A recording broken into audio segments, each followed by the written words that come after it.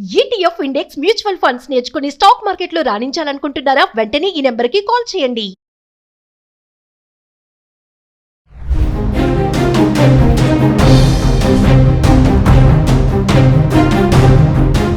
నమస్తే, welcome back to Suman TV. Present మనతో పాటు ఉన్నారు family counsellor, motivational speaker, public speaker Rajanirama గారు. నమస్తే మ్యామ్. నమస్తే నవీన. మ్యామ్, వివాహేతర సంబంధాలు మనం చాలా వీడియోలో మాట్లాడుకున్నాము. అసలు కుటుంబంలో కలహాలు రావడానికి కారణమే ఇల్లీగల్ అఫైర్స్ అని చెప్పేసి. అయితే ఈ వివాహేతర సంబంధాలు వెనుకున్నటువంటి సైకలాజికల్ రీజన్స్ ఏముంటాయి? మామూలుగా అంటే సెక్షువల్గా సరిగ్గా లేకపోవడం వల్లే వీళ్ళు వేరే వైపు మల్లుతున్నారని చెప్పేసి కొంతమంది అంటూ ఉంటారు. నిజంగా అదే అంటారా రీజన్? ఇంకా వేరే ఏమన్నా ఉన్నాయా? అది చెప్తా చూడండి. భోజనం అనేది ఆకలి అయినప్పుడు తింటాం, దాహం అయినప్పుడు వాటర్ తాగుతాం, ఒక సినిమా చూడాలనిపించినప్పుడు చూస్తాం, మూడు లేనప్పుడు సినిమా కూడా చూడబుద్ది కాదు, ఎంత మంచి సినిమా అయినా. ఇది సెక్స్ అనేది కూడా అంతే. అది ఇంకా ఎప్పుడు పడితే అప్పుడు 24 గంటలు లేకపోతే అదే జీవితంలాగా ఉండదు, ఎవరికీ ఉండదు. అంత అక్రమ సంబంధాల్లో ఉన్న వాళ్ళకి కూడా ఇది ఉండదు. ఇది ఎమోషనల్గా ఏంటంటే ఒక భావ ప్రకటన అనుకోండి, లేకపోతే భావోద్వేగం అనుకోండి, ఒక భావాన్ని మనం ఇంకొక వ్యక్తికి కన్వే చేయటం అనేది ఇదంతా కూడా ఎమోషనల్ కిందకు వస్తుంది. ఎమోషన్స్ అన్నమాట ఇవన్నీ. దాన్ని ఇద్దరికీ ఉండాలి, భార్యాభర్తలు ఇద్దరికి. ఒక్కళ్ళకి ఉంటే సరిపోదు. ఇప్పుడు భార్య అతిగా ప్రేమించే భార్య ప్రతిదానికి సెన్సిటివ్ అని చెప్పను ఇక్కడ, ప్రతిదానికి స్పందించే హృదయం అనుకోండి, కరెక్ట్ వర్డ్ ఇది, స్పందించే హృదయం. ఇప్పుడు ఒక పువ్వు చూస్తుంది, అబ్బా ఎంత బాగుంది కదా ఈ పువ్వు అంటే అన్నాడు అనుకోండి మగుడు, ఆ అమ్మాయి ఆ ఆనందాన్ని కానీ ఆ పువ్వులో ఉన్నటువంటి అందాన్ని కానీ వెంటనే ఎవరితోన్నా పంచుకోవాలనే ఆ భావోద్వేగం, ఆ భావం ఏదైతే ఉందో అది నీళ్లు గారిపోతుంది. అలాగే ఒక ఇంట్లో విషయం కూడా తీసుకుందాము. ఇది కామన్గా అందరూ చెప్పేదే, అందరం అనుకునేది. వంట చేసినప్పుడు ఇప్పుడు రోజు వంట చేస్తుంది, ఏదో ఒక రోజు ఏదన్నా ఒకటి నచ్చకపోతుందా నీకు? 100 రకాలు పెట్టింది అనుకుందాం ఇప్పటి వరకు ఇన్నేళ్ళు జీవితంలో. 100 రకాల్లో నీకు ఒక్క రకమైన ఎప్పుడైనా నచ్చకపోయిందా? అంటే నువ్వు ఎప్పుడూ కూడా ఒక్కరోజు కూడా నువ్వు బాగుందని అనలేదు అంటే నీ ఒక్కడు కూడా నచ్చలేదా నీకు ఇన్ని సంవత్సరాల్లో? పోనీ నీకు నచ్చలేదు, ఆవిడ మళ్ళీ మళ్ళీ ప్రయత్నం చేసి వండే ఉంటుందిగా ఈ 100 సార్లు. ఆ చేసిన ప్రయత్నం కూడా ఫలించలేదా అంటే అది కూడా నీకు నచ్చలేదా? అంటే నచ్చకపోవడం కాదు, వాడు అలాగే ఉంటాడు. అంటే ఇక్కడ ఎమోషనల్ సపోర్ట్ ఉండాలి అంటారా? ఉండాలి. సపోర్ట్ అని కూడా నేను అన్ను, అది కనెక్ట్ అవ్వాలి. తనే ఒక మంచి పని చేస్తాడు, చేసినప్పుడు ఈమె మెచ్చుకోవాలని తనకు ఉండదా? ఎంత ఆ ఫీలింగ్స్ భార్య పట్ల చూపించకపోయినా తన విషయానికి వచ్చేటప్పటికి తనకు ఖచ్చితంగా ఉంటుంది. ఈవిడికి ఎంత ఉంటే ఆడికి అంత ఉంటుంది. నేను నన్ను మెచ్చుకోవాలి, నన్ను గుర్తించాలి, నా గొప్పను పొగడాలి అని ఒకటే అనిపిస్తుంది అనమాట. నీకు అంత నీ విషయంలో నీకు అంత స్పందనలు ఉన్నప్పుడు భార్యకి తనకి చిన్న చిన్న విషయాలే ఉంటాయి, ఇంట్లో ఉండే భార్యకి. ఆ చిన్న చిన్న వాటిని కూడా నువ్వు ఎందుకు యాక్సెప్ట్ చేయలేకపోతున్నావు? అంటే ఏంటంటే రెండు ఇందులో ఏంటి మెచ్చుకునేది, రెండోది ఏంటంటే అమ్మో మెచ్చుకుంటే తలపైకి ఎక్కి కూర్చుంటుంది, ఇంకా దీన్ని ఆపలేము. ఈ రెండు భావాలు, ఈ రెండు భావాలు ఎందుకు వస్తాయంటే అది పెరిగిన పెరుగుదల. కొంతమంది అంటారు మేడం, నాకు ఇక్కడ ప్రేమ దొరకట్లేదు, అక్కడ ప్రేమ దొరుకుతుంది, నాకు ఇక్కడ ఓదార్పు లేదు, అక్కడ ఓదార్పు దొరుకుతుంది, వాళ్ళు నన్ను మంచిగా మాట్లాడుతున్నారు, నాతోటి ప్రేమగా మాట్లాడుతున్నారు, ఇక్కడ ప్రేమ నాకు లేదు అందుకే నేను అలా టర్న్ అయ్యానని కూడా చెప్తున్నారు. అవును, కరెక్టే. ఇప్పుడు ప్రేమ ఇంకా మీరు చెప్పిన పక్కన పెడదాము, చిన్నదే చెప్తా నేను ఎగ్జాంపుల్. ఇప్పుడు నువ్వు పుడితే నీకేమన్నా గొప్ప, దేశానికి ఏమన్నా గొప్ప అని అడుగుతారు, కాకపోవచ్చు. కానీ ఎవరు పుట్టినరోజు వాళ్ళకి ఎంత గ్రేట్గా అనిపిస్తుంది కదా. ఇప్పుడు అమ్మా నాన్న చిన్నప్పటి నుంచి పుట్టినరోజు చేస్తారు, పెళ్ళైన తర్వాత ఎవరు భర్త వస్తాడు, భర్త కూడా అలా పుట్టినరోజు చేస్తాడు వాళ్ళు చేస్తాడు అనే ఆశతోనే ఉంటుంది. కానీ అతనికి చేసే అలవాటు కానీ చేసే ఉద్దేశం కానీ లేదు అనుకుందాం, అక్కడ ఎంత హర్ట్ అవుతుందో తెలుసా అమ్మాయి? అంటే అతనికి చెయ్యాలి అని తెలీదు, చేయటం అనేది అలవాటు లేదు. మరి ఈ అమ్మాయి భావాలు ఎలా ఉన్నాయి, అతని భావాలు ఎలా ఉన్నాయి అంటే నేను అదే అంది, ఎమోషనల్గా కనెక్ట్ అవ్వలేకపోతారు. ఇప్పుడు పెళ్ళనంటే ఒకళ్ళ అభిప్రాయాలు ఒకళ్ళు కొంతలో కొంత మార్చుకోవాలి.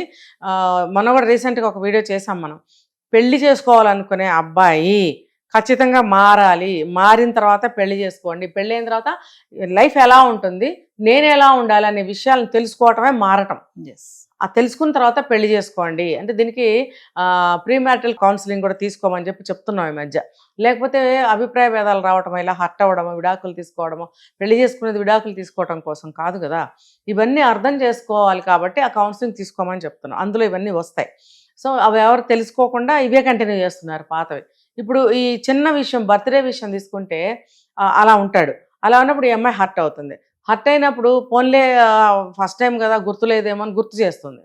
మళ్ళీ అతని బర్త్డే వచ్చినప్పుడు తను కొత్తగానే వచ్చింది కదా, అతని బర్త్డే తెలుసుకుని చాలా బాగా సెలబ్రేట్ చేయాలి ఉన్న దాంట్లోనే చాలా ప్రయత్నిస్తుంది. ఎందుకు? తన ప్రేమను ఆ రకంగా చూపించాలని ప్రయత్నిస్తుంది. అంటే ఆ అమ్మాయి కూడా నీలాగే బయట నుంచి వచ్చింది, నువ్వు బయట నుంచి వచ్చావు, మరి నీ మీద ఆ అమ్మాయి అంత ప్రేమ చూపించాలి ఎందుకు అనుకోవాలి? నువ్వెందుకు అనుకోవు? తను చూపించాలని నువ్వు ఖచ్చితంగా కోరుకుంటున్నావు మనసులో, నువ్వు చూపించాలని నువ్వు ఎందుకు అనుకోవట్లేదు? తను కూడా కోరుకుంటుంది కదా. కొత్తగా పెళ్లి చేసుకుని వచ్చిన వాళ్ళు ఇద్దరం ప్రేమ అనే బీజం వేసి ఆ మొక్క మొలిపించి దాన్ని మహావృక్షంలాగా చేయాలి ప్రేమ అనేదాన్ని అని ఆడపిల్ల ఎక్కువ కోరుకుంటుంది, మగవాడు తక్కువ కోరుకుంటాడు. ఎందుకు? చాలా తక్కువ మంది ఉంటారు ప్రేమగా చూసే భార్యల్ని. ఎందుకు ఇలా ఉంటున్నారు అని అంటే నేను చెప్పాను కదా ఇందాక, అవి రీజనింగ్స్, కొంత పెరుగుదల కారణం. ఆ పెరుగుదల కారణం వల్ల ఏమవుతుంటే మైండ్ ఫ్రీజ్ అయిపోతుంది వీళ్ళకి. ఫ్రీజ్ అయిపోయి భార్యకి పుట్టినరోజు చేస్తే ఇంట్లో వాళ్ళు ఏమనుకుంటారో, భార్యకి ఏదైనా కొనిపెడితే ఇంట్లో వాళ్ళు ఏమనుకుంటారో, పెళ్ళాం చుట్టూ తిరుగుతున్నాడురా, పెళ్ళామే జీవితం అయిపోయిందిరా, పెళ్ళాం తప్ప ఎవరు కనిపించట్లేదురా అని అంటారు కూడా. వీటికి భయపడి వీళ్ళు ఇటు చుట్టం మానేస్తారు. కొంతమంది ఏంటి చక్కగా చూసుకుంటారు భార్యని, అది కూడా పెరిగిన పెరుగుదలే. తల్లిదండ్రులు అలా పెంచడం వల్ల వాళ్ళ భార్యల్ని బాగా చూసుకుంటారు, సరిగ్గా పెంచకపోవడం వల్ల వాళ్ళ భార్యల్ని ఇలా ట్రీట్ చేస్తారు. అక్కడ వస్తుంది మెయిన్ పాయింట్. తర్వాత ఎవరు ఏమన్నా అనుకోండి, మనం అనేది మనకంటూ ఒక జ్ఞానం ఉండాలి కాబట్టి మారాలి. ఈ భార్య ఎంత బాధపడుతుంది కదా, మనం కూడా మారాలి అనేది గ్రహించరు. అలా ఒకటి కాదు, ఎన్నో ఎన్నో ఎన్నో లెక్క పెట్టుకుంటూ పోతే మనకి వాళ్ళ టైం సరిపోదు. అన్ని రిక్వైర్మెంట్స్ తనవే కాకపోవచ్చు, ఇద్దరికి కలిపి ఉంటాయి ఆ రిక్వైర్మెంట్స్ అనేవి. ఇప్పుడు ఒక మంచి వంట చేసుకున్నాం, ఇద్దరం తింటాం.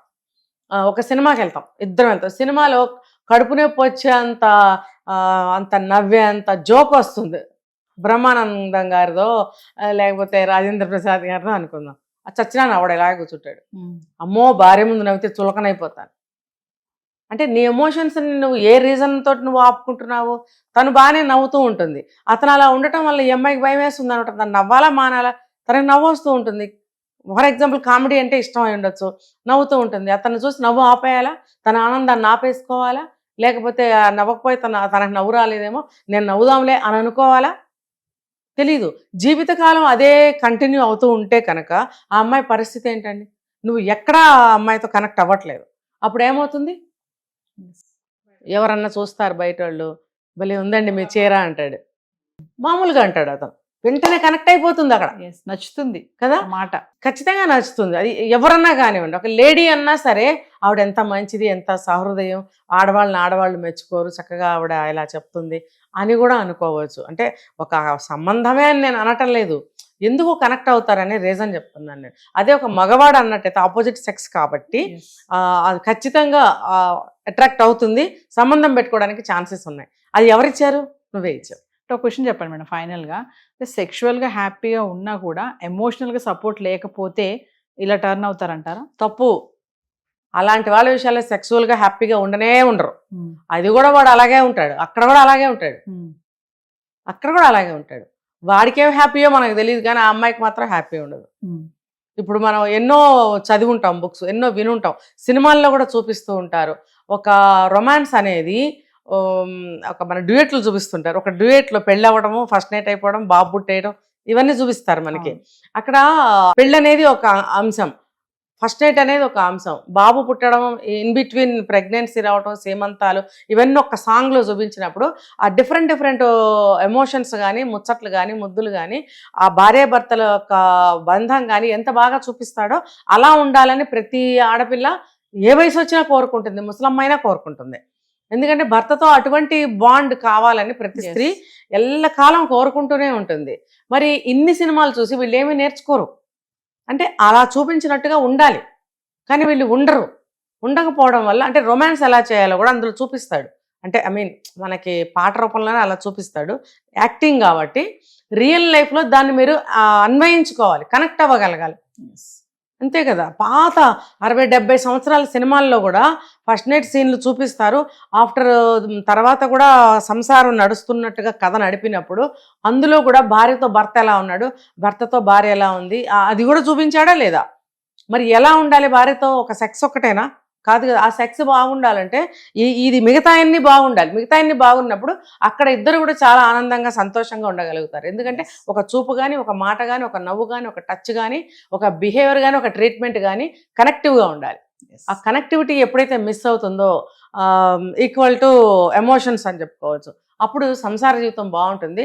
ముసలివాడు అయినా కూడా ఆ ముసలివాడులోనే ఒక గొప్ప హీరోని భార్య చూడగలుగుతుంది. ఇది తెలుసుకుంటే ఏ మగాడైనా సరే సరిగ్గా ఉంటాడు. Thank you ma'am.